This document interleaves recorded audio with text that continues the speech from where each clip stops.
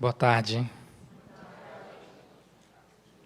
Bom, eu sou o Diego Amaral, eu sou baiano, natural de Salvador. O Nordeste está sempre presente, né, pastor? E, em primeiro lugar, eu quero fazer presente à minha esposa.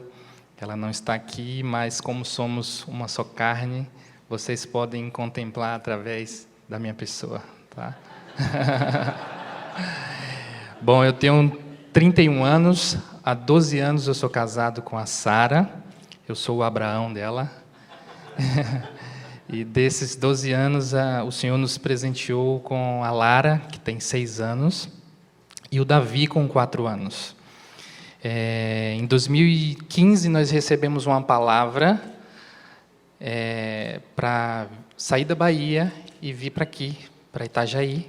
Em 2016 nós chegamos e estamos aqui, para fazer aquilo que o Senhor colocou dentro de nós, trazer essa mensagem que está dentro de nós.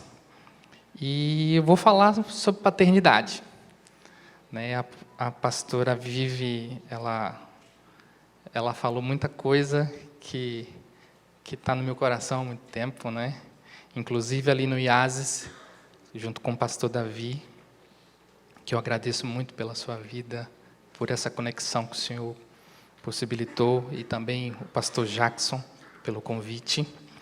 Mas ali no IASES a gente fala um pouco sobre os conflitos das gerações, E não caberia na palestra de hoje, mas o Senhor providenciou que a pastora Vivi falasse, e isso foi muito bom.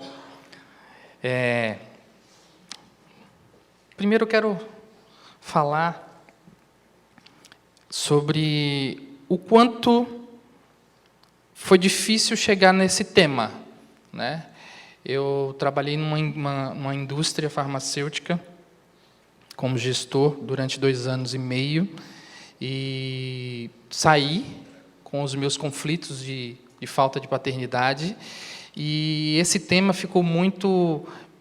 começou a me perseguir, porque eu tomei a decisão de deixar de ser um funcionário e passar a ter uma empresa de consultoria. E em toda a empresa que eu desenvolvia um projeto de consultoria, ali eu percebia o quanto aqueles colaboradores eles tinham uma história parecida com a minha. E como isso os fazia ter comportamentos semelhantes, comportamentos muitas das vezes destrutivos. Mas vamos começar, vocês vão entender o que é que eu estou falando. Bom, eu quero falar primeiro desses verbos essenciais, considero eles os essenciais na nossa vida. O ser, fazer e ter. Empresas normalmente contratam pelo fazer e normalmente demitem pelo ser. Perceba que num currículo a gente tem alguma coisa do ser, mas a maior parte que tem de formação no currículo é o fazer. Então, o que atrai primeiro nos empresários, nos empreendedores, num currículo, é aquilo que aquele potencial colaborador já fez. Mas ele entra na empresa e a coisa não é tão como se imaginava. Eu quero colocar aqui uma reportagem da BBC, foi de outubro de 2013, que diz assim: geração do diploma, lota faculdades, mas decepciona empresários. Nunca tantos brasileiros chegaram às salas de aula das universidades, fizeram pós-graduação ou MBAs, mas, ao mesmo tempo, não só as empresas reclamam da oferta e qualidade da mão de obra no país, como os índices de produtividade do trabalhador custam a aumentar. E aí tem a pergunta: se não é conhecimento técnico, se não é diploma, o que é que está faltando para esses colaboradores dentro das empresas? Eu listei alguns, mas eu preferi escolher apenas um para a gente desenvolver essa palestra. Engajamento. Alguns palestrantes falaram sobre essa palavrinha importante. Uma pesquisa realizada em 142 países em 2012, pelas organizações Gallup, revelou que no Brasil apenas 27% dos trabalhadores estão realmente engajados com o trabalho. Para você que tem uma empresa grande, né, vamos pensar que a cada 10 colaboradores que você tem, vamos falar que 3 apenas estão realmente envolvidos com aquilo que você está fazendo. Quantos empresários aqui têm em torno de 10 colaboradores ou mais? É importante você saber disso. Bom, vamos falar o que é engajamento, né? Engajar é um verbo na língua portuguesa referente ao ato de participar com espírito voluntário em algum trabalho ou atividade de maneira dedicada, com afinco e vontade. Engajamento, portanto, é uma qualidade de quem se sente livre. Alguém que se sente escravo ou privado de liberdade não consegue ser engajado em nada, além da sua dor, necessidade, frustração e revolta. Os filhos que foram marcados pela ausência de paternidade não se sentem filhos, mas escravos. E eu quero falar aqui sobre esse se sentir escravo. E eu quero remeter à história de José. José, ele era um filho com um bom relacionamento com o seu pai cumpria com a função, manifestava os atributos de paternidade na vida de José, mas um dia José foi vendido como escravo. E o que eu acho interessante é que, mesmo na condição de escravo, José não perdeu o engajamento. Ele era escravo, mas foi o melhor escravo que Potifar tinha. E ele conseguiu cuidar não só da casa, mas dos negócios de Potifar, sendo escravo. Mas um dia ele perdeu essa condição de estar do lado do seu senhor, e ele foi colocado na condição de prisioneiro. Mas ainda assim, como prisioneiro, ele era engajado. Ele se tornou o auxiliar ali do cárcere. Por que José tinha tanto engajamento, mesmo em condição de escravo? A gente vai falar um pouco sobre isso.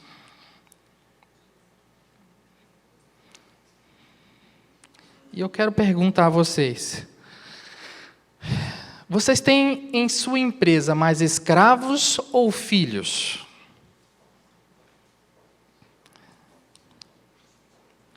Quero trazer aqui Gálatas 4, de 1 ao 3, na versão A Mensagem. Enquanto é menor de idade, o herdeiro não está em posição melhor que a do escravo. Ainda que legalmente seja dono da herança, estará submisso a tutores e a administradores, até a data estabelecida por seu pai, para a emancipação. Eu quero falar de dessas duas figuras que com certeza você tem na sua empresa. Você com certeza tem filhos e escravos na sua empresa. Eu vou resumir como o perfil de colaborador: filhos e escravos. Você pode ter mais filhos e alguns escravos, ou mais escravos e poucos filhos, mas você sempre vai ter um ou outro, ou os dois.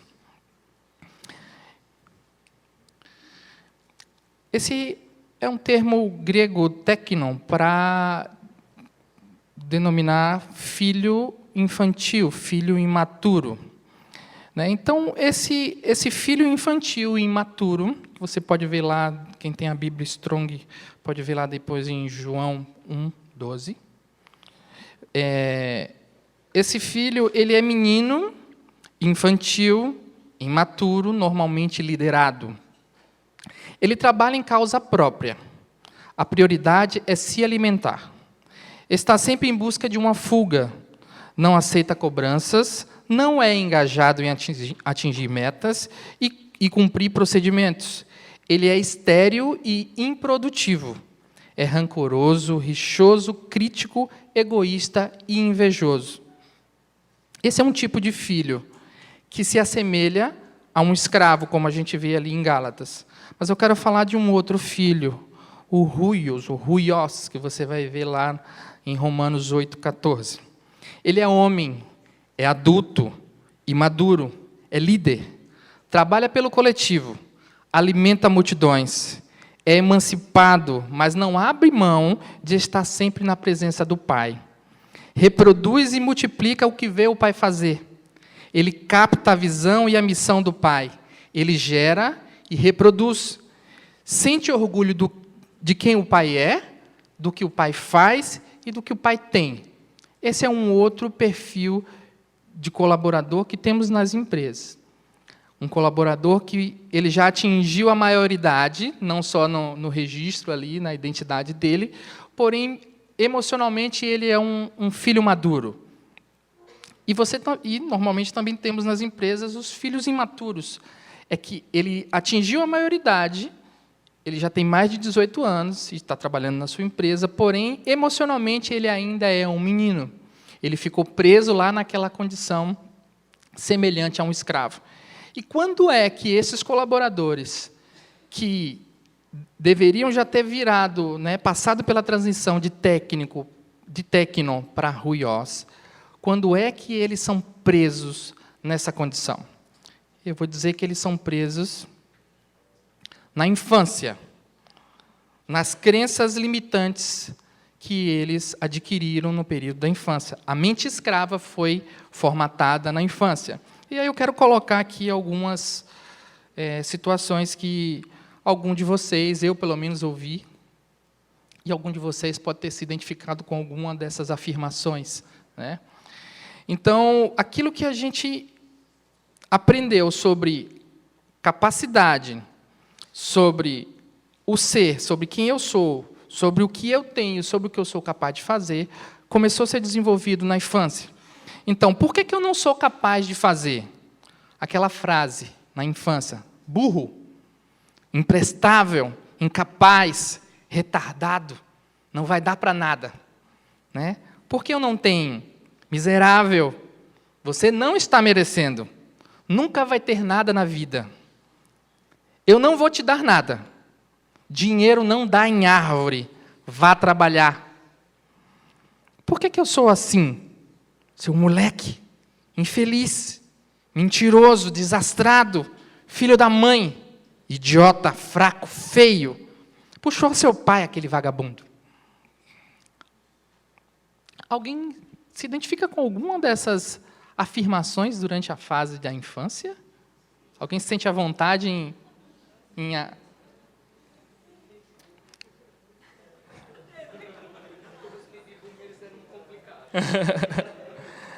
Bom, eu quero falar sobre essas crenças que foram desenvolvidas, que foram nutridas por essas frases. As crenças, na verdade, elas acontecem através de uma imagem. Essa imagem, tudo aquilo que a gente viu, ouviu e sentiu, gerou uma imagem. Essa imagem ela vai automaticamente se tornar numa crença. Então, a crença de identidade, fala do ser, quem eu sou. As crenças que você tem sobre si mesmo vão determinar desde o seu valor próprio até a sua autoimagem e todos os seus resultados e comportamentos. A pessoa que não teve a sua identidade revelada por seu pai, inconscientemente acaba buscando no chefe, ou patrão, a figura do pai que afirme quem ela é, aceite sua personalidade e aprove o seu desempenho. Isso é transferido para o ambiente do trabalho. Inconscientemente, tá? Não é uma relação, não, aquele meu chefe é meu pai, tá? Não. É inconsciente. Crença de capacidade. Fazer. Eu não sou capaz. A crença de capacidade é determinada pelo que você acredita ser capaz de fazer ou de aprender a fazer.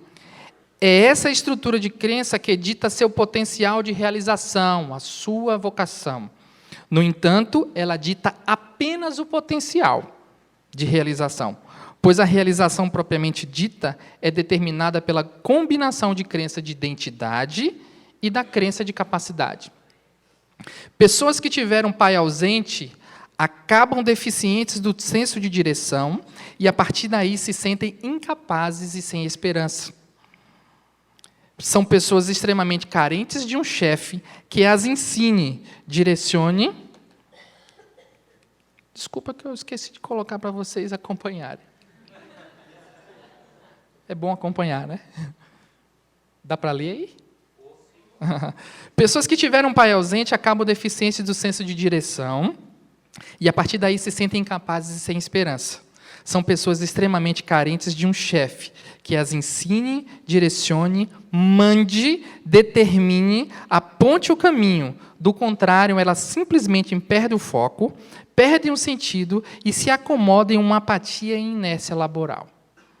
O cara trava, só funciona quando você manda. Crença de merecimento. Ter. Eu nunca vou ter. Estudos confirmam que quando temos uma crença de identidade forte, adequada e alinhada com a crença de capacidade, naturalmente passamos a construir a crença de merecimento. Perdão. É certo que a base do nosso nível de merecimento foi programada ainda na infância, mediante o tratamento e as experiências recebidas por pai e mãe, ou pais substitutos. Pais substitutos, para mim, foi o meu avô, a minha avó, tanto quanto a crença de identidade e a crença de capacidade. Pessoas marcadas pela ausência da paternidade acabam carregando uma carência excessiva por proteção, pois não acreditam que são capazes de conquistar sozinhas. Vivem em busca de um ambiente sem riscos, sem desafios, sem exigências, sem cobranças, sem pressão. Até querem a independência ou estabilidade financeira, mas sem a busca e sem o esforço. Acabam se tornando parasitas corporativos, onde não estão dispostos a contribuir, apenas receber, apenas ter. E quando não recebem, ou quando são pressionadas a fazer, pedem para sair ou trocam de pai.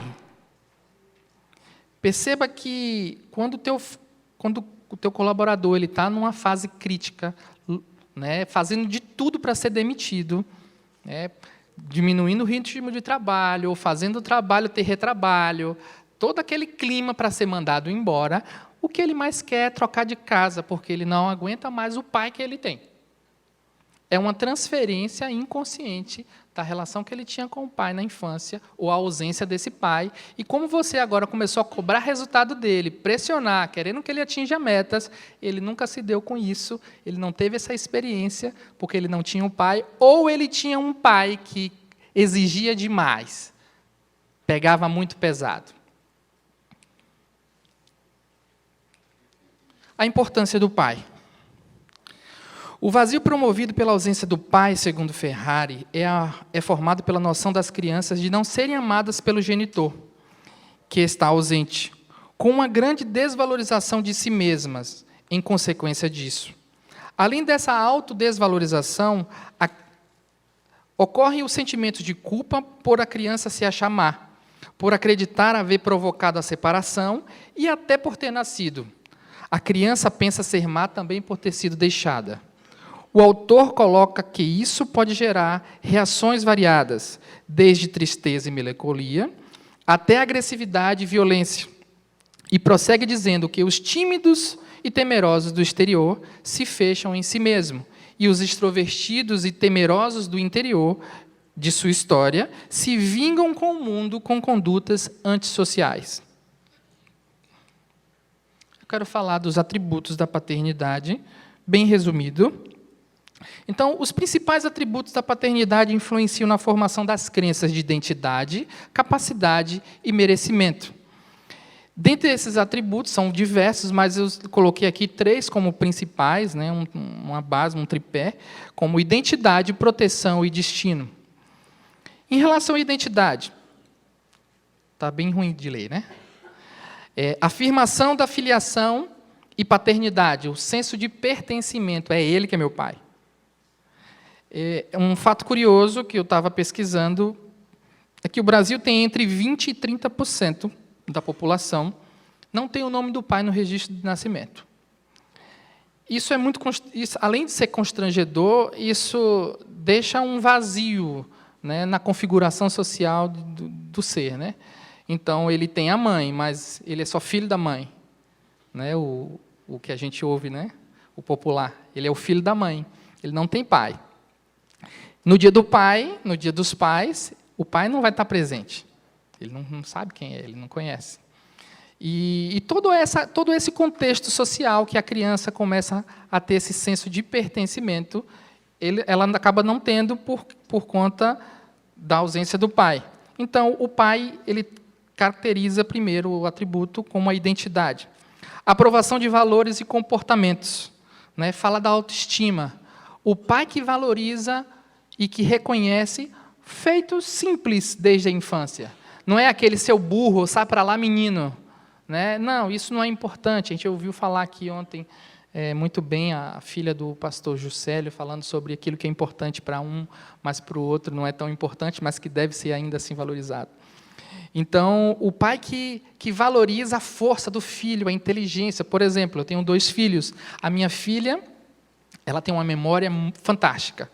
Eu faço questão de que ela entenda que ela tem uma memória fantástica e que ela reconheça que ela tem essa memória fantástica, porque Deus tem algum propósito que vai usar essa memória fantástica que ela tem. Essa memória fantástica não é para nada, não está ali à toa, tem um propósito. E ela sabe que ela tem uma memória, né, diferenciada. Da mesma forma, é o menor, o Davi. O Davi ele tem muita habilidade manual, ele sabe fazer as coisas com detalhes. Né? Ele tem uma pinça desde pequeno, desde que nasceu, que começou a fazer os primeiros ali movimentos. A gente percebia que ele tinha uma pinça apurada, uma mão para detalhes. E ele sabe disso, e a gente sempre fala com ele que Deus tem um propósito em relação a ele ter essa habilidade. Então, a questão da aprovação dos valores, dos comportamentos, do conhecimento. A aceitação de personalidade como única, a individualidade. Sabe aquilo, eu não sei se aconteceu com vocês, mas na minha infância, era tipo assim, você tem que ser igual a seu primo, porque seu primo faz isso, isso e isso. Você tem que ser igual a seu irmão. Ah, mas seu irmão não faz assim. Eu não sei se vocês passaram por essas relações de comparação. Né, onde a sua individualidade ela era deixada de lado porque você era o tempo todo comparado com alguém. Então, você tinha que ter um comportamento do fulano, porque o fulano faz certo. Então, o pai que afirma a identidade, ele vai afirmar essa identidade como única. Não, você é diferente e essa diferença é importante. Proteção. Falando um pouco do suprimento material, né? O pai que supre, que tem o pão em casa, que tem a comida, que tem a roupa, né? O abrigo, um lar para morar. A proteção, a defesa. Não, ninguém bate no meu filho. Né? Eu tinha um problema na minha infância. E esse problema, decorrente da ausência do pai, me trouxe muitos prejuízos. Por exemplo, eu ia jogar bola na rua, e se alguém que quisesse brigar comigo durante uma partida, aconteceu alguma coisa, e quisesse brigar comigo, eu não brigava, eu saía correndo. Eu tinha muito medo. Eu era covarde. Porque os meus colegas, quando tinham uma briga, eles diziam, espera aí que eu vou chamar meu pai. E o pai vinha. Quem foi que bateu no meu filho? Ele é meu filho, tá? Você não pode bater. Eu não tinha esse cara para me defender. Então, quando tinha uma briga na rua, eu corria. Corria e passava semanas sem voltar a jogar bola na rua. E esse medo, essa ausência foi provocando outros comportamentos de me retrair. Por exemplo, namorar. Eu não conseguia cortejar uma menina. Eu não conseguia, né, ter acesso. Pedir para namorar, meu Deus, não acontecia. Alguém tinha que intermediar. Ó, fulano está gostando de você. Né? Porque eu não conseguia, devido a essa ausência dessa proteção de alguém que vai estar comigo, né, para me defender. A questão da norma. A norma protege. O não protege. Né? Um filho que não ouve, não. Os meus filhos são ensinados da seguinte maneira.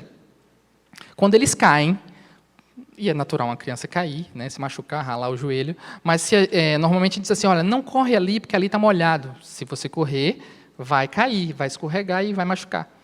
E, normalmente, quando a gente diz não para a criança, elas gostam de fazer aquilo que a gente disse não. E chega lá, cai, rala. E aí, quando eles vêm chorando, a mãe dá o colo, eu abraço e tal, mas eu falo assim, você caiu porque você perdeu a proteção. Porque obediência é proteção. Então, a gente ensina lá em casa que obedecer é proteção. quando a gente cai numa situação, quando eles caem numa situação que perdeu a proteção, foi porque não obedeceu. Ou seja, a norma, o pai, ele conduz como um atributo de proteção ali a questão da norma, do não. A educação, a segurança, um ambiente de estabilidade emocional, financeira, estrutural. E em relação a destino, né, a tradução de pontos fortes e talentos em vocação. Uma vez eu perguntei a um pai, a filha dele com 16 anos, ela estava no último ano do ensino médio, já para fazer vestibular, e eu perguntei a ele, e aí, o que é que sua filha vai fazer? Vai fazer vestibular? Vai fazer alguma coisa? Ele falou assim, cara, ela não sabe ainda. Mas e você? O que é que você acha? Eu não sei. O que ela escolher, para mim, está bom. Ou seja, esse pai ele teve 16 anos, ninguém conhece mais a filha dele do que ele. Ele teve 16 anos observando todas as qualidades, todos os dons, todos os talentos que a filha dele tem. Ele viu desde que nasceu. Mas com 16 anos ele não sabe dizer para a filha, filha, teu caminho pode ser esse. Ou até aquele. Mas eu acho que, pelo que eu te vi desde a infância, eu acho que o teu caminho é esse. Então, a gente vê muito hoje, pais que se colocam, não, eu vou deixar ela decidir. Né? Tem todo um contexto histórico de que também foram forçados pela geração anterior a fazer um curso que, porventura, não era o que eles queriam. Mas o pai tem essa responsabilidade de apontar o caminho, né? Ou, pelo menos, de afunilar esse caminho. Então, ele aponta caminhos, alerta sobre riscos e firma o foco em um alvo. Acho que dá tempo de passar aqui. Coloca aqui uma animaçãozinha aqui, né? Um gibi. Uma situação de trabalho, tá? Tá dando para ler aí no fundo? Vamos lá. Você é muito incompetente, não faz nada direito. Já te coloquei em 3 setores e até agora você não me serviu para nada. Mas, patrão... Entendeu, né? Patrão. É a palestra lá do Yas. Mas, patrão, eu sei que eu sou um péssimo funcionário, mas ninguém me ajuda, ninguém gosta de mim. O que é que a gente vê aí? Prejuízo na paternidade, falta de identidade, crise do ser. Mais uma cena.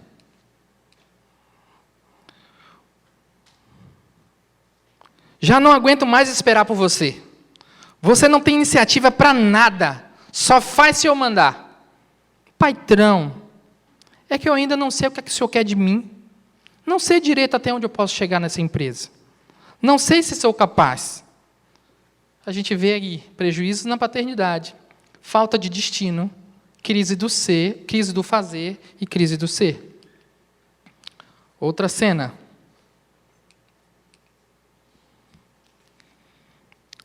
Esse aqui é fantástico, eu já fiz muito isso. Patrão, minhas despesas aumentaram muito e eu recebi uma proposta do concorrente. A empresa vai cobrir a oferta? Tem um monte de gente aí fora querendo o seu lugar. Você nem me trouxe o resultado esperado e ainda vem com chantagem para aumentar salário? Porque o colaborador que ele não teve paternidade, ele não consegue pedir aumento de salário por aquilo que ele é e por aquilo que ele faz. Ele pede por aquilo que ele não tem. Né? Então, ele coloca a necessidade de aumentar salário por porventura que a crise aumentou, não consigo pagar meu aluguel. Então, o patrão ele tem que suprir a necessidade dele, assim como o pai dele supria. Então, a gente tem um prejuízo na paternidade, falta de proteção, crise do ter e merecer. Bom, eu quero falar um pouco sobre a cultura da orfandade e bastardia da nossa nação. Eu acredito que todos aqui têm empresas, ou que está pretendendo abrir uma, não quer ter uma empresa apenas para 10 anos, para 20 anos, para 30 anos.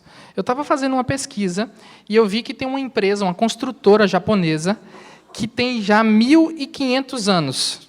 Ela conseguiu sobreviver, ela ainda está em funcionamento lá no Japão. Uma empresa de 1.500 anos. E a sua empresa? Você está gerindo uma empresa para durar quanto tempo? Mais 5 anos? Mais 10 anos? Mais 50 anos? Então, se você está pensando em um negócio geracional, algo que não vai parar em você, que vai continuar, você tem que entender o que é que está acontecendo na nossa nação. A cultura da orfandade e bastardia. Segundo dados do Sistema de Informações de Nascidos Vivos, SINASC, os nascimentos provenientes de uniões consensuais e de mães solteiras representavam, em conjunto, 56,15% do total de nascimentos contabilizados no país até o ano 2000. Já em 2009, esse indicador sobe para 65,78% do total.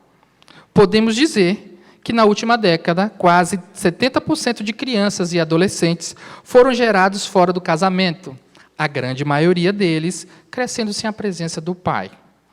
A próxima geração de profissionais e trabalhadores terá como principal característica a falta de paternidade.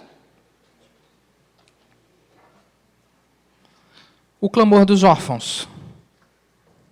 João 14, 7 ao 10, da versão A Mensagem, diz o seguinte: Jesus disse: eu sou o caminho, a verdade e também a vida. Ninguém chega ao Pai sem mim. Se vocês me conhecessem de fato, conheceriam o Pai também. De agora em diante, vocês o conhecem, porque já o viram. Filipe implorou: Senhor, mostra-nos o Pai, então ficaremos contentes. Jesus continuou: vocês me acompanham todo esse tempo e ainda não entendem? Ver a mim é ver o Pai. Então, como pode perguntar onde está o Pai? Vocês não acreditam que eu estou no Pai e que o Pai está em mim? As palavras que digo não são simples palavras. Não são as que digo por conta própria. O Pai que vive em mim transforma cada palavra no ato divino. A mensagem que eu quero trazer para vocês hoje é de que não é a nossa intenção que você se torne pai biológico dos seus colaboradores, que vocês assumam o lugar do pai biológico. Não é isso. A missão aqui dessa palestra é que você apenas revele o Pai, os atributos do Pai. Porque Jesus ele não assumiu esse lugar de pai para os discípulos. Você não via os discípulos chamando ele de pai. Você via ele chamando de mestre, né, de Senhor, mas não de pai, porque ele de fato não assumiu esse lugar de pai, mas ele revelou o Pai em tudo aquilo que ele fazia.